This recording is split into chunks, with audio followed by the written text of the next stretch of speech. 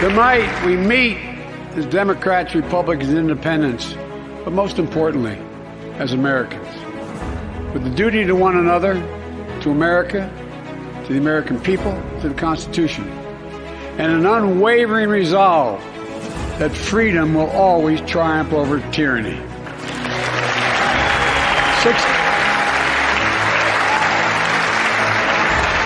Thank you.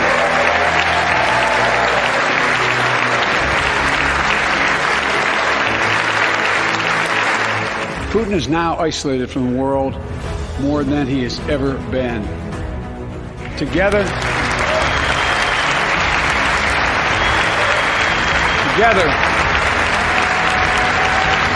tonight, I say to the Russian oligarchs and the corrupt leaders who built billions of dollars off this violent regime, no more. The United States,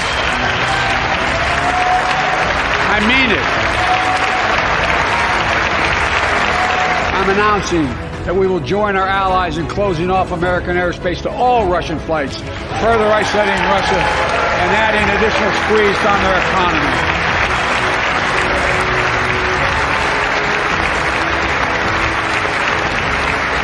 He has no idea what's coming.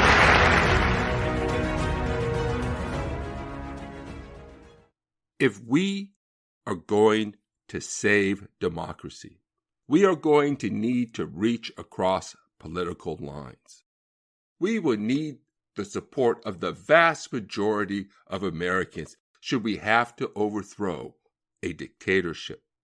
50% of the vote may not even be enough to win elections in the future. We need to reach out to the center, whether we like it or not. Dom Jones is a minister and community activist who works with businesses and community leaders in Huntington Beach, California, and works to address the problem of homelessness and to advocate for youth and community services. As an African American woman in a conservative community, she organizes across political lines daily. As a minister, she seeks to bring communities together. Join us on April 3rd at 2 p.m. Pacific Time online. To register, go to tinyurl.com/organizeacrosslines. That's tinyurl.com/organizeacrosslines.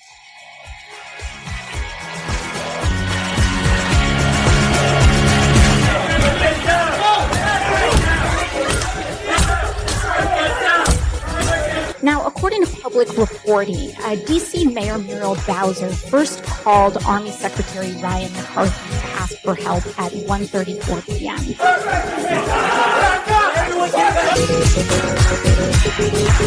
It looks now like the Capitol the police... Yeah, Pete, let me break away from you a second because things are happening very quickly.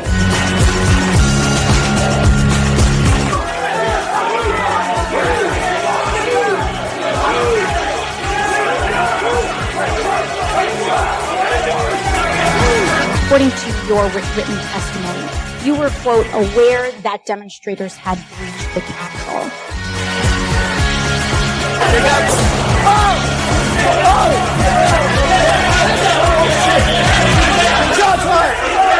Shots fired! Russia is on a slow march towards Kiev. Its missiles are targeting Ukrainian defenses. Its aircraft are taking out Ukrainian positions.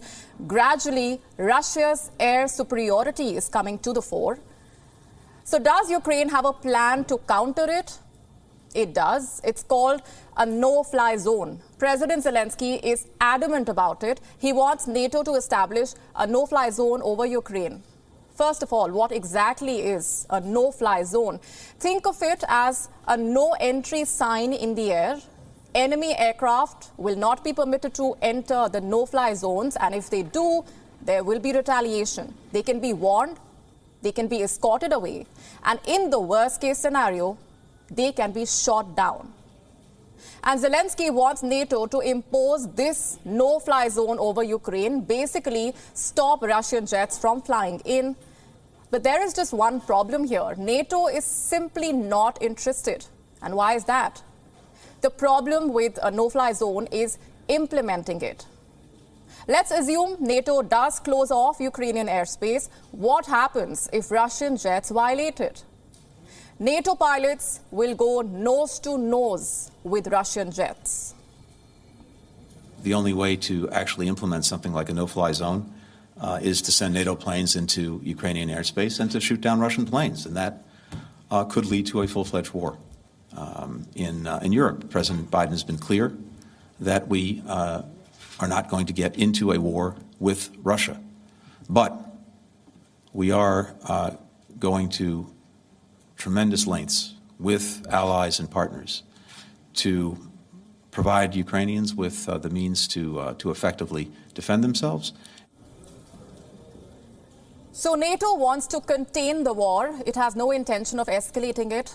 This may seem like the rational choice here, but Volodymyr Zelensky is a desperate leader right now. He needs all the military support that he can get, and which is why he lashed out at NATO's decision.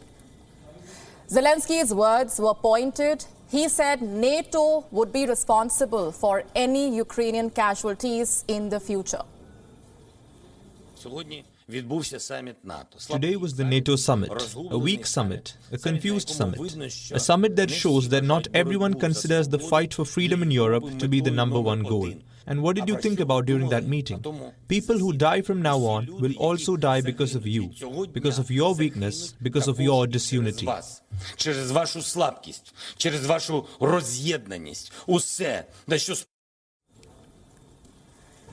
He is not mincing his words.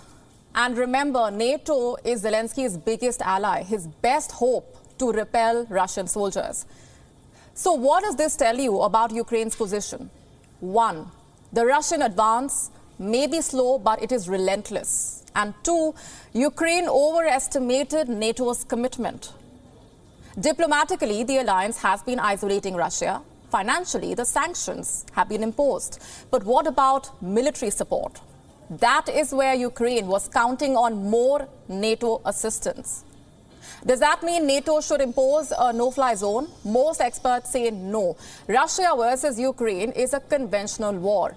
Russia versus NATO has echoes of a nuclear war. More countries will be dragged in, more soldiers, more weapons. The Russian president had this warning for the Western leaders. Listen in. Now we are hearing that a no-fly zone must be established over the territory of Ukraine. It is impossible to do so over the territory of Ukraine itself. It is possible only from the territory of some neighboring countries. But any move in this direction will be viewed by us as a participation in the armed conflict, of whichever side whose territory will pose a threat to our service members.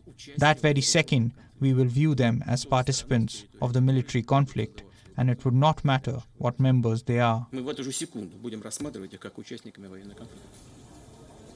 And that is a clear message from Putin. If you impose a no-fly zone, you are joining the war. And right now, NATO does not want to be a part of this war, clearly. So what options does the alliance have? 1 is to prop up Ukraine's own air defense. How can they do that? By providing more fighter jets, by sending more missile systems. NATO seems to be moving in that direction. Last month, the European Union promised to send fighter jets to Ukraine. Ukrainian pilots were dispatched to fly the jets. But suddenly, the deal stalled. The fighter jets remained grounded. It took another appeal from Volodymyr Zelensky to grease the wheels. This time, his temperament was different. He said, if you cannot impose a no-fly zone, at least send your jets.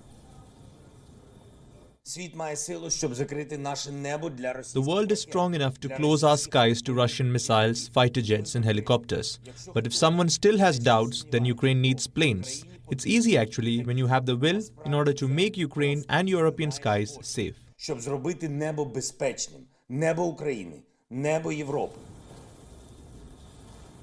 And the obvious candidate to provide these planes is Poland. It has a fleet of Soviet-made MiG fighters. Ukrainian pilots have flown them before, so no additional training will be required. But there is one problem. If Poland offers these jets, its air force will become weaker. And with Russia marching through Ukraine, it will worry Poland. So what is the solution? America could fill the gap in Poland's air force, basically replace the MiG fighters that are given to Ukraine. American media is reporting a three-way deal. Poland gives MiG fighters to Ukraine, and the U.S. gives F-16 jets to Poland. We are we're looking actively now at the question of airplanes that Poland may provide to Ukraine, and looking at how we might be able to backfill should Poland decide to produce those, supply those planes. This seems to be NATO's game plan. Flood Ukraine with lethal military aid, missiles, jets, air defense systems. In less than a week, the U.S. has shipped 17,000 anti-tank weapons to Ukraine. They have a fixed route, airlift to Poland and Romania, and transport by road into Ukraine. This is a long-term strategy. For starters, it will delay Russia's victory, increase the cost of war, and secondly, it lays the ground for any insurgency. Even if Ukraine loses, the Western weapons will fuel resistance. The question is, could this backfire? Will Russia see this as NATO entering the war?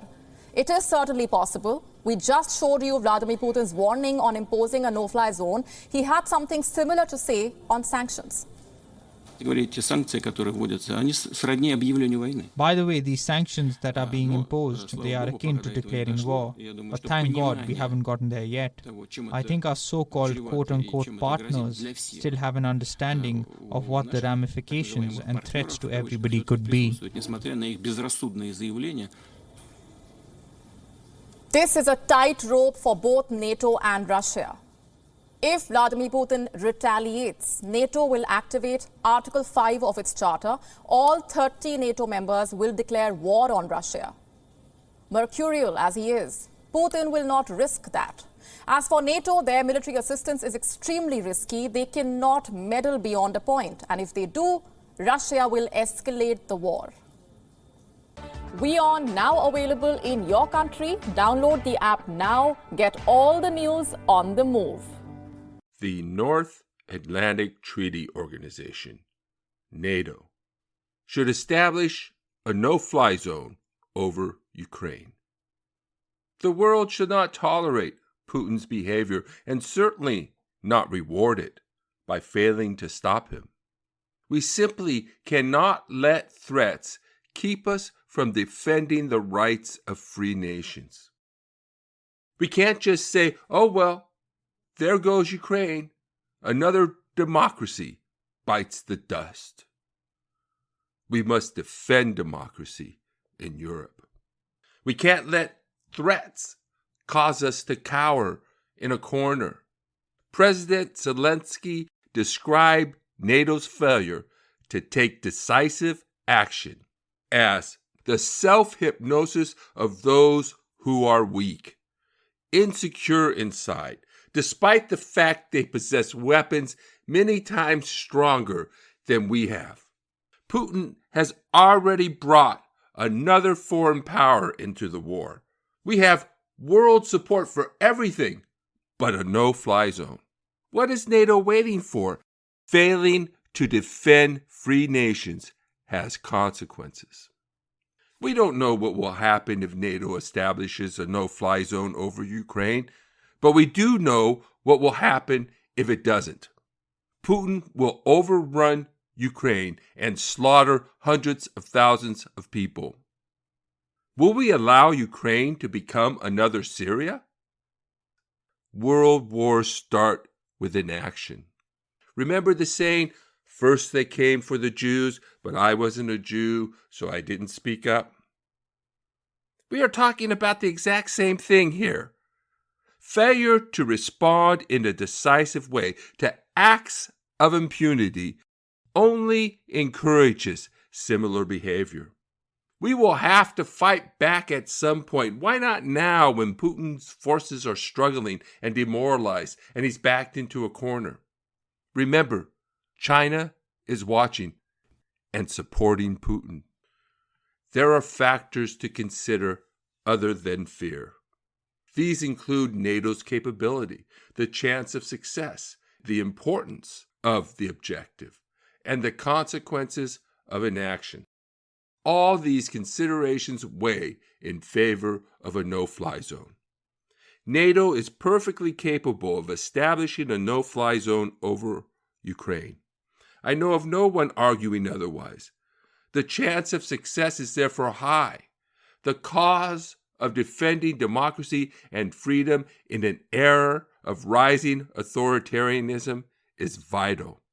We cannot afford to keep losing democracies if we expect to keep the forces of authoritarianism at bay. The consequences of inaction are dire. Millions dead or displaced, a decimated nation, and a dangerous dictator emboldened and empowered.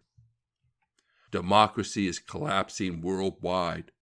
The Economist Global Democracy Index downgraded the United States from a full democracy to a flawed democracy after 2020. The United States is now ranked 25th among the world's democracies.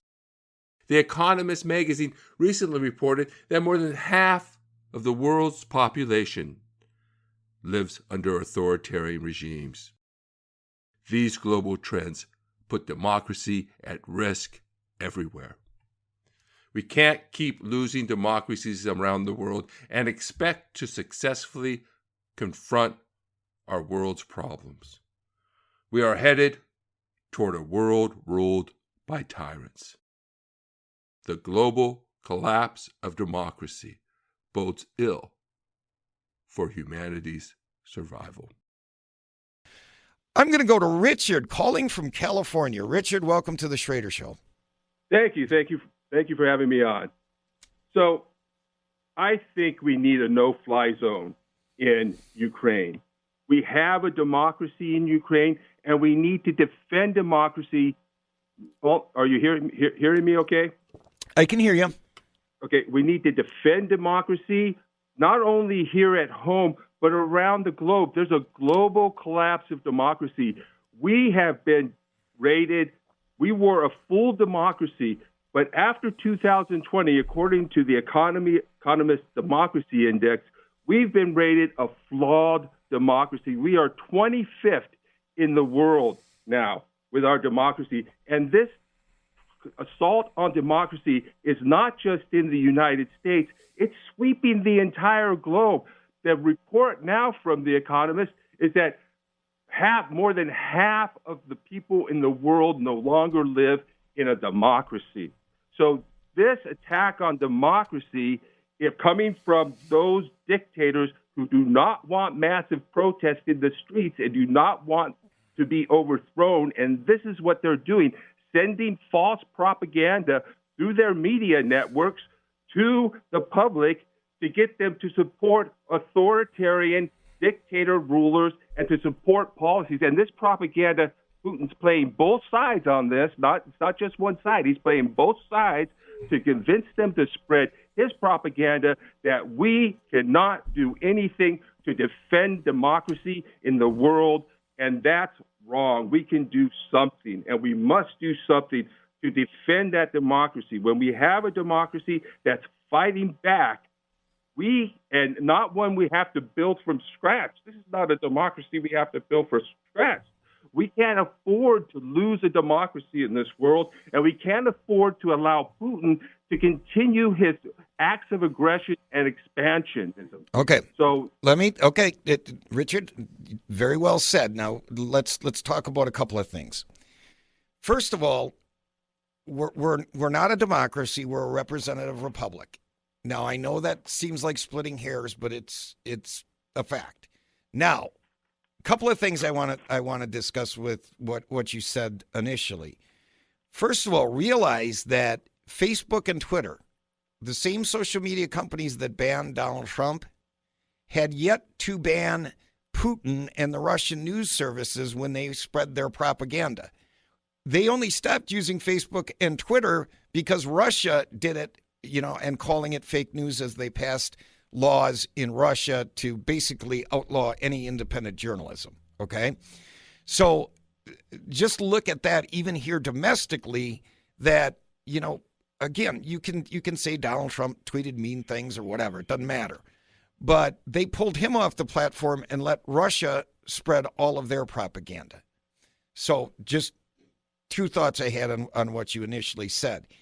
Yes, do I believe we should do everything we can to encourage democracy all over the world? I did see that story on the democracy index. You're correct, it is 25. But here's the thing, Richard. If we do a no-fly zone and we participate in it, now you've got Russian jets versus United States jets. And then you're in an active conflict. Both of us have nuclear weapons. This is not something we should get dragged into.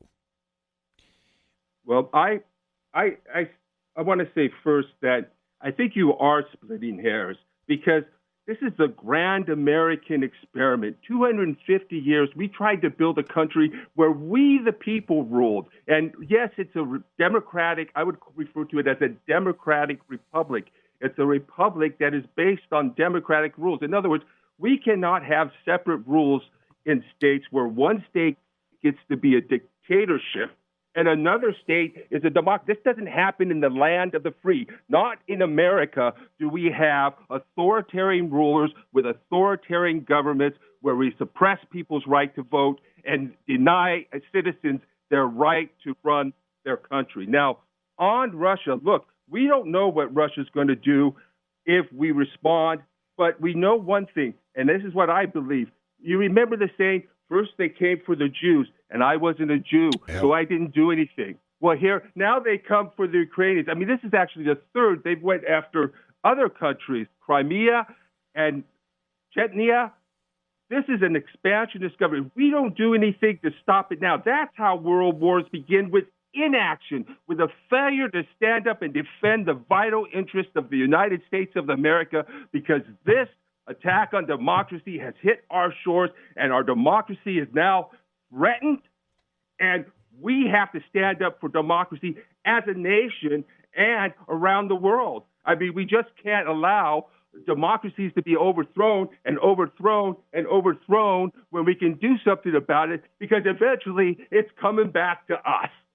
No, and you've made some really great points, Richard. And there's not, and again, we can move on from the, splitting hairs over representative republic versus democracy. You're right. We don't have to split hairs on that.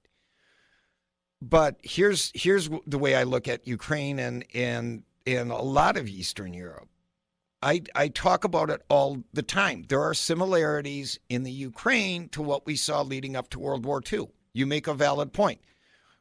Specifically, I would bring up when Chamberlain was so proud of himself for getting a piece of paper signed by Hitler saying, well, he's not going to take any country over other than the Sudetenlands, which, by the way, his logic was the same thing. These are German people. They speak German. They associate themselves as Germans, yada, yada, yada. That's what led to World War II to be as well. So you're making valid points. You're making historically rational points. My way of looking at this, as far as doing what we can to support Ukraine, look, here in Wisconsin, Richard, there's a company called Ammo Incorporated. They're donating, I want to say they're donating 1 million rounds to head off to Ukraine.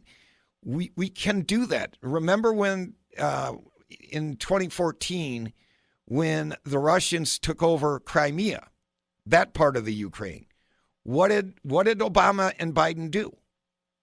They sent them MREs and they sent them blankets. What we need to do is send them weapons. We need to send them ammunition for guns. We need to send them Javelin missiles, those types of things, so that they can fight it out for themselves. The other point you made, and I agree, in Afghanistan, you had a bunch of different, what's the word I'm looking for, tribes. In Afghanistan, there was very little national identity, right? Well, they looked at themselves more in a tribal format than they do as part of a country. That's not the case in Ukraine. You see it by how hard they're fighting against the Russians to protect their land. They have a national identity. We have to do everything we can to support them, just short of U.S. troops versus Russian troops, because that could spiral out of hand very quickly, and there's other ways to help them defend their country.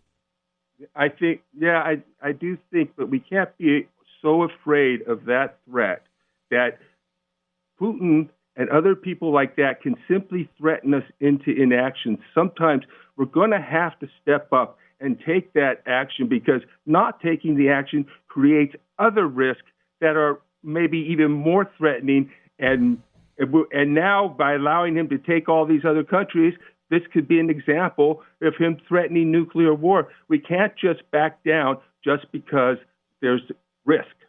No, and again, I agree with you. Okay, I do. At this point, I mean, one of the big challenges I have is, especially the leadership that we currently have at the White House. If we get dragged into this, it's just a disaster. I don't see any way this president would effectively counter Putin, because part of that is simply this, Richard. Okay, we put these sanctions on oligarchs, but we're still buying Russian oil.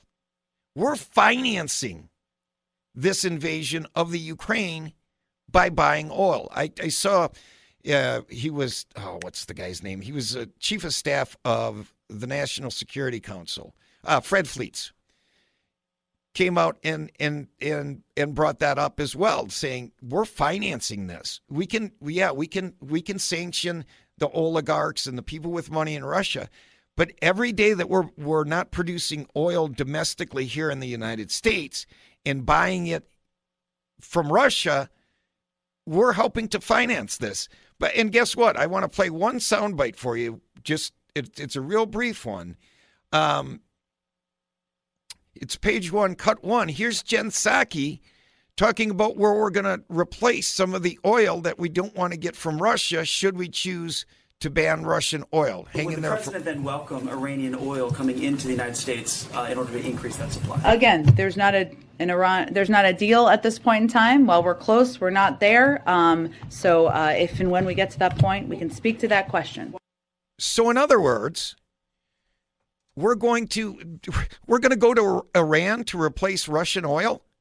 You can't possibly think that sounds like a good idea. I mean, it's insanity when we have oil we could produce here in the United States. I've been very impressed with the fact of what we've done. There's a lot of talk of cutting off oil. The whole international community is together. I think the Ukrainians have surprised us, and yes, supplied them with weapons, supply them with all they need. They may be able to defeat the Russians themselves, and I'm not suggesting boots on the ground. What I am suggesting is that we take that action of a no-fly zone in order to give the Ukrainians a chance to win. We can't just say, oh, he's attacked Ukraine, and therefore there goes Ukraine. No, we have to, and especially when it's so easy. It's not. I don't think it's going to be hard. I think the guy's an idiot, a bully, and when you fight back against the bully, they run. And if we stand up to him, I think it's over for this assault. And I don't think we should ever allow Ukraine to fall. I appreciate it, and I have been really impressed with Zelensky since this war started. Now, there's corruption issues in Ukraine. Let's not kid ourselves. But you know what? You're right. We need to support any democracy that we can in Eastern Europe. So, hey, Richard, I really appreciate the call. You had some great views. I appreciate it. Thank you much. Thank you so much. You're listening to The Schrader Show. When we get back, we've got another caller. Mike, hang in there. We'll get to you as soon as we can. WTAQ News Talk Sport.